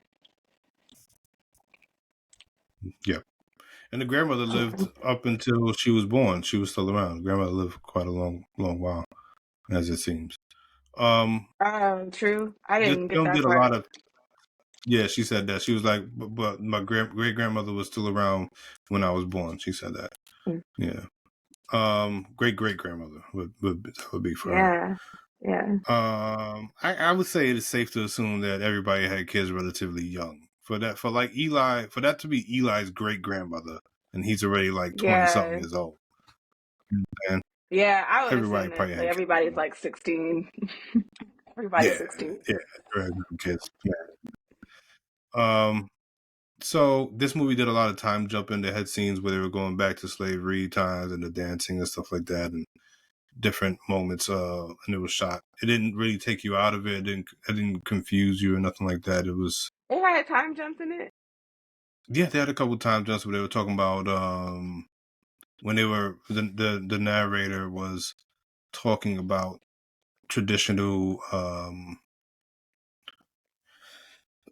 There was a scene where I don't remember they were that. like you remember they were doing like whole dance, and they were like switching partners and swinging under each other and stuff like that, and Yeah. that was a flashback scene to their ancestors. I didn't think that was a flashback scene. I think that was this is what's going on in the other scene. Oh, that's a I'm pretty flashback scene. They were talking about all their right. ancestors and how they I'll decided to settle there and all that stuff. That was that. Yeah, I'll let you cook because I don't think that's true. But it's true. Yeah, man. So at this point, now we're going to do a rating. We're going to do out of 5. What would you give this film out of 5 stars? We also like to do a thing where we recast, but I'm not doing it. There's no, I don't see how I I feel could. like we've been talking for an hour, so Yeah, it's true. I think we need to recast it. Tyler Perry as Yeah, Tyler Perry. T.D. Those are Jakes the as Yellow directed by Tyler Mary. Perry. Oh Oh, gosh. you ever been swallowed up? Oh, stop it. Stop it. Swallowed. Stop it. Stop it. Out of I 5. saw that and I was like, oh, out of five. I give it a 4 point. I give it a 4. I give it a 4. I think there were some parts of the movie that I just felt like we skipped over something, or maybe there's like a piece Mm-hmm. here missing, and Mm. I could have used a little bit more context. Yeah. Um, Yeah. I I do like that the movie exists outside of the gaze of whiteness, so Yes. you're not looking at anybody from like a almost as almost like a petrified view, right? Like, so whenever I see movies based in this time period, it's almost always like a tragic tale of white racism inflicted on the black body. And yet, Yeah. this movie, I feel, was, even in spite of Eula being raped by a white man, she still had like joy in her face. Yeah. And I feel like Yellow Mary may have been one of the more complex individuals there, because even Hagar, like the mean aunt or the mean daughter-in-law, she still found joy in her meanness. Like, I Yeah. mean, I'm Yeah. sure She it's did. not Yeah. joy, but she took pleasure from her own rudeness to her. Like, she was Mm-hmm. going with everybody. So in general, like, I really liked that, even though they were in these harsh realities, or these situations of harsh reality, they still it was still perceived for joyous occasions, like the way that they were eating on the beach, the way that they found the parasol and turned it into something that could provide them with shade. um I thought like all of that was just quite beautiful. I think the whole concept of I think the grandmother said that, or somebody said that the oldest and the youngest are the most important people in a family. And I think I Yeah. mean, honestly, I think that's pretty true. Like, you protect the children, you protect and take care of your older relatives. Like, those are the things that you're supposed to do as a human being, because they will be done for you as you age. And I think it's a Right. strong commentary on generational, not wealth, but like generational passing of generational uh, markers or culture. I think, Mm-hmm. um, which I thought was pretty interesting. I really liked that. I mean, keeping in mind, like, I do realize that nowadays the Gullah Islands have basically been turned into resorts for rich white people, or at least they're trying to do so. Lots of Mm-hmm. parts in the Gullah Islands, so maybe leaving was like the worst thing they could have done. But they saw it as like leaving this backwater, saltwater place, um, and taking that joy with them elsewhere. And as a black person, I'm sitting here like, y'all niggas better stay in a black neighborhood. Like, y'all stay on that island, because when you get off this island, it's gonna be worse for wear. Like, they don't like us. They really don't Mm-hmm. like us. And I'm not sure. Is this like the Reconstruction period? But I don't think it really matters too much. Um, yeah, I mean, I give it a 4. I feel like some parts of it I really didn't understand, and I wish I would have had more context for. But maybe that is based on my own ignorance and not the storyteller's ability to tell a story. So it could just be something I don't know. Just That's fair. I'm That's you fair. know. I think I agree with everything that you said. I think for me, I would probably give it like somewhere around a 4.3, 4.4. So my thing is same thing. Certain things, context wise, I felt like there were certain maybe scenes cut out, like certain things were like missing. Certain characters I really would have loved to have seen be fleshed out more. Mhm. Um, as exaggerated as Eli's character was, I would have. But The movie's this about is a women. women. Yeah, it's about women. So like, I guess it didn't. You didn't need more of Eli. I needed less of his overacting. Is what I needed. But I guess he had to do something if he was going to be the only guy that was actually speaking. He had to do something. I suppose one of the only guys. Yeah, Um, yeah. I I liked the way it was shot. Cinematography was on point. Nothing annoyed me. Nothing became redundant or gratuitous. I thought it was shot phenomenally. Yeah, just I guess it's just one of those films that like I could have had a half an hour more and still been just as fucking happy. You know what I'm saying? Like one of those things. Hmm. Like you didn't really want it to end. It was like this is super fucking interesting stuff that I'm watching here. I think it needed to end. I was happy that it ended. Like, not to be rude, but like, I was like, yeah, all right, I'm glad this is over now. Like, I think it was I think it was the right. It was It was a it. smooth 2 hours. It was like an hour 50 something. You know, it was almost 2 hours. Oh, it was that long. Yeah. Yeah, so it was long enough. How Yeah. long is a movie supposed to be? Like Um. 3 hours? Hmm? How long a movie is it supposed to be? Like 2, 3 hours? 3 hours? No, hell no. 2 hours. Mm. Yeah, like hour and a half. Anywhere from an hour and a half to 2 hours, really, depending on what it is. And it doesn't even really Mm. depend. It's just whatever the movie is, as long as the director wants it to be, and as the director feels it needs to be. You could always want something to be longer. You could want something to be shorter, but the movie is as long as it's supposed to be. You know what I'm saying?